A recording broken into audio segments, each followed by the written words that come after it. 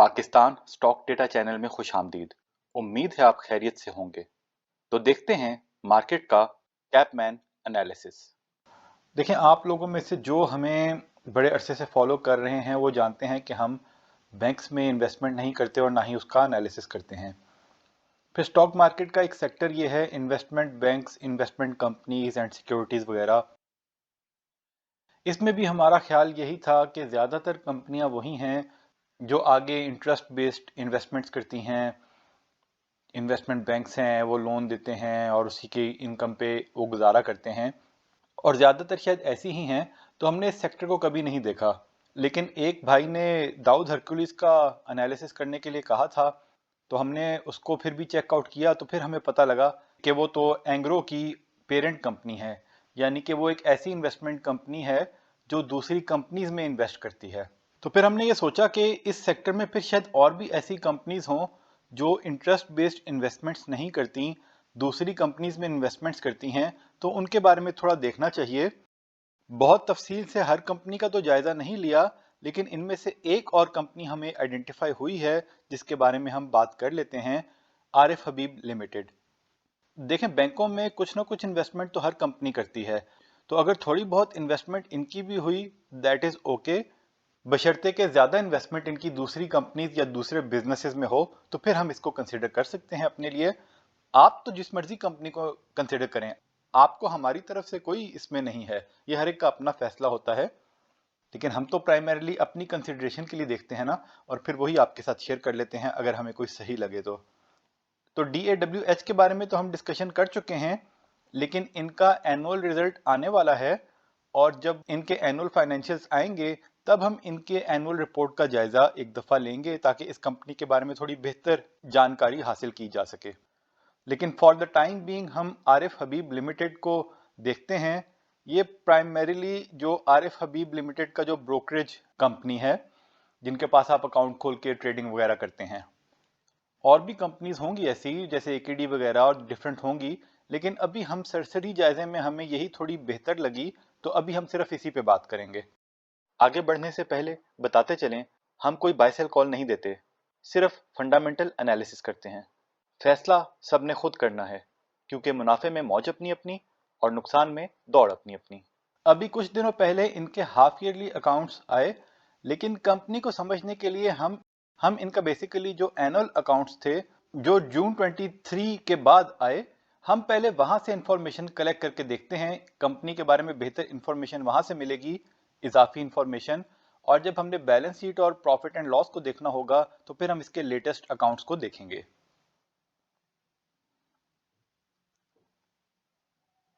तो as usual सबसे पहले चलते हैं डायरेक्टर्स रिपोर्ट पे।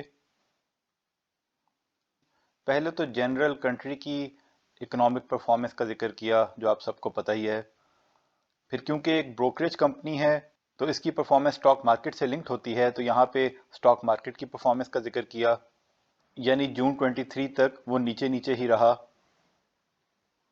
यहाँ पे इन्होंने अपनी फाइनेंशियल परफॉर्मेंस का जिक्र किया है, लेकिन क्योंकि हमने इसमें अकाउंट्स थोड़े हम लेटेस्ट देखेंगे तो उसको बाद में देख लेंगे। लेकिन ब्रोकरेज ऑपरेशंस का भी जिक्र किया है, फिर इन्वेस्टमेंट बैंकिंग की तफसील बताई है। कोई बहुत गौरतलब बात तो नहीं। देखें इन्होंने जून के फ्यूचर आउटलुक में क्या कहा था। यानी ये तो बेसिकली वही है ना कि इनके जितने ज़्यादा क्लाइंट्स होंगे इनका बेनिफिट, इनको रेवेन्यू वहाँ से मिलेगा।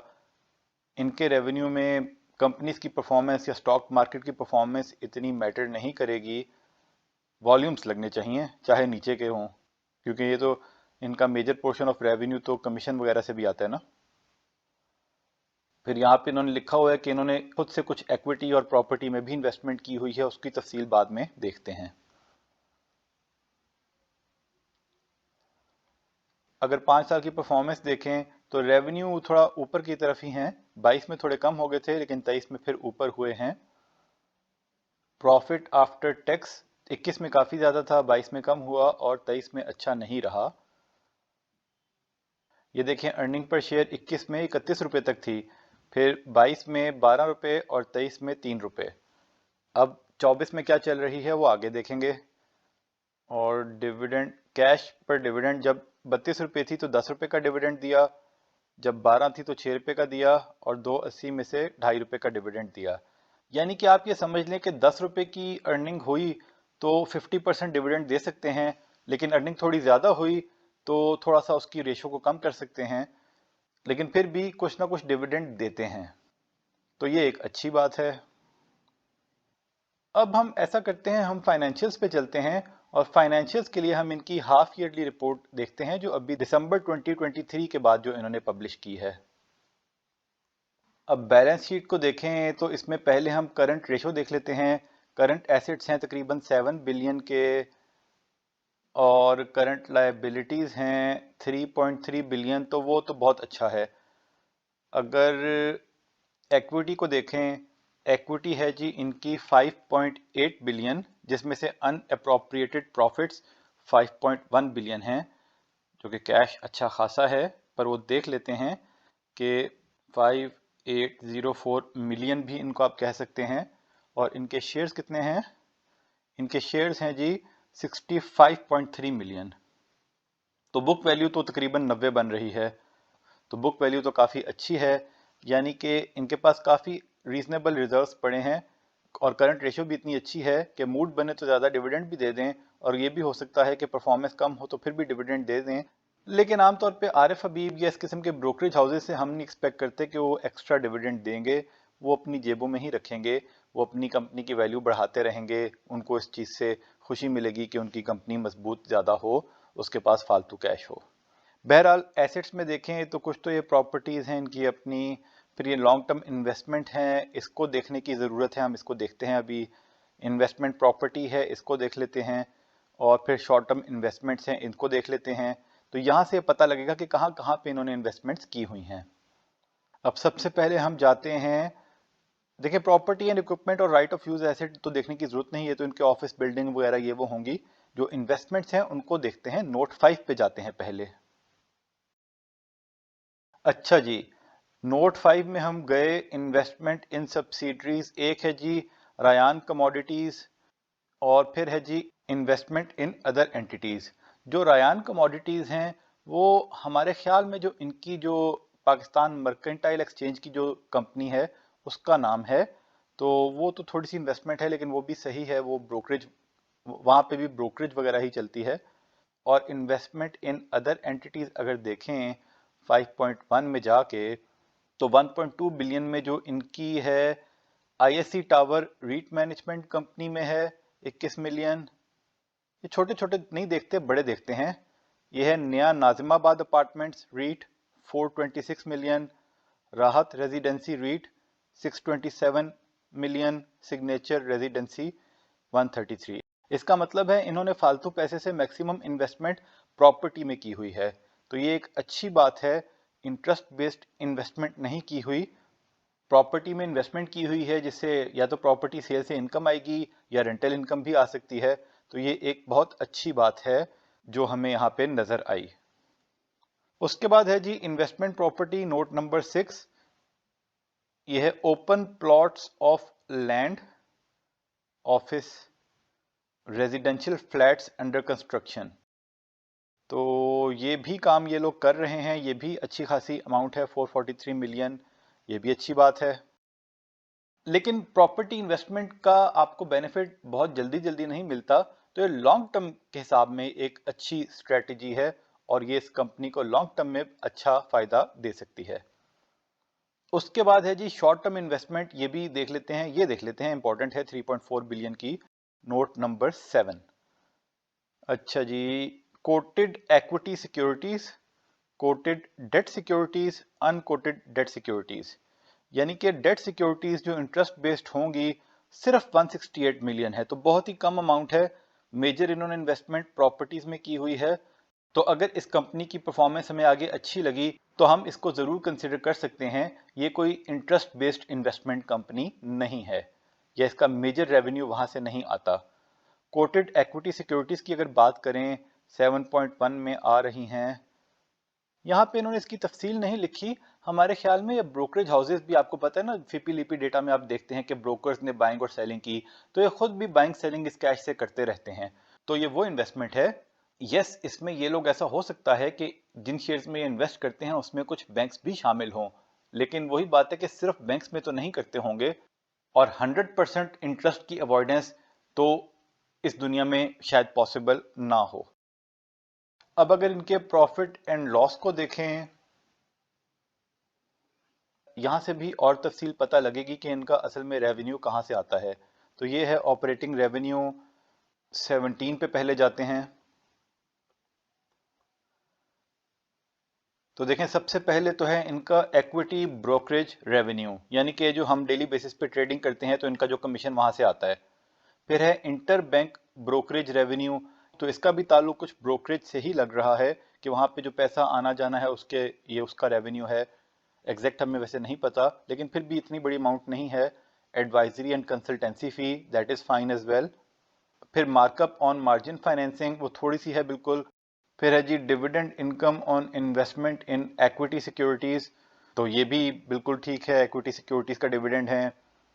और ये कुछ डेट का इनकम है, यानी कि मेजर पोर्शन ब्रोकरेज फी है, कंसल्टेंसी फी है और डिविडेंड फ्रॉम सिक्योरिटीज। और जो ये आगे आ रहा है नंबर 18 में, फिर ये है जी net change in unrealised loss on investment, loss और गेन। ये हमारे ख्याल में ये जो सिक्योरिटीज इनके पास अभी भी होल्ड हैं, ये उसका बेसिकली इम्पैक्ट होगा कि अभी क्योंकि बेची नहीं तो रियलाइज नहीं हुई प्रॉबली। हमें 100% श्योरिटी नहीं है इस बारे में, लेकिन इन्वेस्टमेंट्स लिखा है ना, और इन्वेस्टमेंट्स हम देख चुके हैं कि इन्होंने कहाँ पे की हुई हैं। और फिर दूसरी इन्वेस्टमेंट प्रॉपर्टी का भी यहाँ पे आ रहा है, तो इन्वेस्टमेंट प्रॉपर्टी का भी net change in unrealised loss gain वो यहाँ पे आ रहा है। फिर ये अदर ऑपरेटिंग इनकम है, इसको भी देख लेते हैं। तो इसमें कुछ आ रहे हैं कि वो इंटरेस्ट बेस्ड ये अर्निंग्स हैं, लेकिन बात वही है कि कुछ ना कुछ इन्वेस्टमेंट बैंकों में तो हर कोई करता है। और अगर ओवरऑल बात करें तो ये टोटल जो आपका यहाँ पे गेन आ रहा है उसका 10 to 15% है। तो उस हिसाब से हम तो इसको कंसिडर कर सकते हैं। बाकी लोगों ने सबने अपना अपना फैसला खुद करना होता है, लेकिन प्राइमरीली तो ये एक ब्रोकरेज फर्म है और प्रॉपर्टी से और अपनी ब्रोकरेज सर्विसेज से ही अपना बेनिफिट हासिल कर रही है। अब अगर ये देखें कि यही जो क्वार्टर का डेटा है, इस क्वार्टर में इसकी इनकम काफ़ी ज़्यादा हो गई है। अब वो थोड़ा सा देखने की कोशिश करते हैं कि इस क्वार्टर में ऐसा क्या हुआ। अगर ये देखें ना, फाइनेंशियल में देखें, 23 में 2.8 रुपए की ईपीएस थी, और 24 के पहले क्वार्टर में तो 2.5 रुपए तकरीबन थी, लेकिन क्वार्टर 2 में ज़्यादा हो गई है। अब देखें, अगर ऑपरेटिंग रेवेन्यू की बात करें, वो तो तकरीबन बहुत ज़्यादा फर्क नहीं हुआ, नहीं कुछ ना कुछ हुआ है। अच्छा, ये मेन जो है ना, net change in unrealised gain loss on investment, ये असल में इस पीरियड में हुआ है। यही आपको पता है, पिछले कुछ अर्से में तो मार्केट ने बूम किया है, तो वहां से इन्होंने भी काफ़ी प्रॉफिट बनाया है, ये उसका इम्पैक्ट आया है। और ये जो रेवेन्यूज़ हैं, इनमें भी इजाफा इसलिए भी हो रहा है। अब देखें ना यहाँ पे, तो बेसिकली यहाँ से ना ये समझ आ रही है कि एक तो इनका रेवेन्यू चलता रहेगा, जो रेवेन्यू इनका ब्रोकरेज कमीशन से आता है, क्योंकि वो तो मार्केट ऊपर जाएगी नीचे जाएगी, मार्केट में जब शेयर्स की ट्रेडिंग होगी तो इनको बेनिफिट होगा। लेकिन दो टाइम ऐसे होंगे जब इनके रेवेन्यू में ज़्यादा इंक्रीज आएगा। नंबर वन, कि अगर मार्केट में फिर से वॉल्यूम्स ज़्यादा लगने शुरू हो जाएं, अभी कम लग रहे हैं, वॉल्यूम ज़्यादा लगेंगे तो इनकी कमीशन ज़्यादा बनेगी। और दूसरा ये है कि अगर मार्केट ऊपर जा रही है तो ये भी अपना पैसा मार्केट में इन्वेस्ट करते हैं, तो वहां से आप ये अंदाज़ा लगा सकते हैं कि इनको भी बेनिफिट होगा। लेकिन यहाँ से बहुत इंपॉर्टेंट चीज़ ये है कि अगर मार्केट नीचे आने लग जाए तो फिर इनको भी नुकसान हो सकता है। तो उस हिसाब से थोड़ा ट्रिकी है इसमें इन्वेस्ट करना, लेकिन फिर भी ये है कि इसको मार्केट के साथ आप लिंक कर सकते हैं। अगर मार्केट ऊपर जा रही है तो आप इसके शेयर्स में आप देख सकते हैं, क्योंकि अभी अगर देखें, इनका यहाँ पे 6 महीने में तकरीबन 15 का ईपीएस आया है। ये इस वक्त कहना मुश्किल है कि साल में 30 रुपए का ईपीएस हो जाएगा, लेकिन थोड़ा कंजर्वेटिव होके सोचें कि अगर 25 रुपए तक का ईपीएस भी साल में इनका हो गया तो ये तकरीबन 10 रुपए तक का डिविडेंड, हिस्ट्री को देखें तो ये 8 से 10 रुपए का डिविडेंड दे सकते हैं।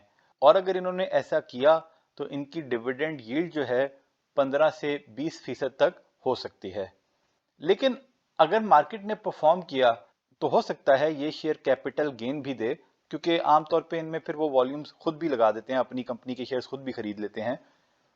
और अगर इसकी 5 साल की परफॉर्मेंस देखें तो ये हाई एक ज़माने में 90 पे टच किया हुआ है इसने, लेकिन इसने फिर लो टच किया तकरीबन 23 रुपए पे और अब 48 पे आ गया है। अब अगर देखें इनके फाइनेंशियल्स कब अनाउंस हुए थे, जनवरी 23 को, जब ये इनका रिजल्ट अच्छा आया। और जनवरी 23 को देखें तो जनवरी 23 को इसकी कीमत 45 रुपए पहुंच चुकी थी, तो उसके बाद आहिस्ता आहिस्ता ऊपर की तरफ ही है। फिर भी थोड़ा सा रिस्की शेयर है, लेकिन इसके बारे में सोचा जा सकता है, खसूसन अगर मार्केट अप ट्रेंड की तरफ रहे। तो डिविडेंड यील्ड जैसे बताया तकरीबन 15 से 20% हो सकती है, एंटिसिपेट कर सकते हैं, ज़रूरी नहीं ऐसा हो कल को पता चले कि ईपीएस भी कम हो गई है या डिविडेंड कम दिया, लेकिन अंदाज़ा कर सकते हैं। और ईपीएस अगर 20 से 25 रुपए आई तो प्राइस अर्निंग 2 से 3 रुपए की रेंज में है, बुक वैल्यू तकरीबन 90 है। 5 साल की परफॉर्मेंस में आपने देख लिया कि कहाँ तक गया हुआ है, जब अच्छी परफॉर्मेंस थी तब ऊपर गया था। तो उस हिसाब से अगर आगे मार्केट ऊपर रहती है तो इसके बारे में ज़रूर सोचा जा सकता है। एक चीज़ देख लेते हैं, जो अभी बिल्कुल लेटेस्ट अकाउंट्स आए हैं उसमें डायरेक्टर्स रिपोर्ट ने फ्यूचर आउटलुक में कोई नई बात कही है? जनरल बातें हैं वही कही हैं कि इकोनॉमिक स्टेबिलिटी आई और मार्केट में वॉल्यूम्स लगे तो इनकी परफॉर्मेंस अच्छी रहेगी। तो ये था जी इस कंपनी का एनालिसिस। और अगेन कुछ रिस्क भी है इसमें, लेकिन फिर भी परफॉर्मेंस अच्छी हो रही है। तो आप देख लें, अगर आपको ये अट्रैक्टिव लग रही है तो आप इसके बारे में सोच लें। तो ये था जी आज का सेशन। ये सारा डेटा हमने पीएसएक्स की साइट से लिया। आप खुद वैलिडेट करें, फिर अपना फैसला करें। याद दहानी करवा दें कि बाय सेल कॉल नहीं थी, वजह पहले बता चुके। तज्जिया पसंद आया तो शेयर, लाइक, सब्सक्राइब करें, बेल आइकॉन पे क्लिक करें। खुश रहें और अपने अमल पे तवज्जो दें। अल्लाह के हवाले।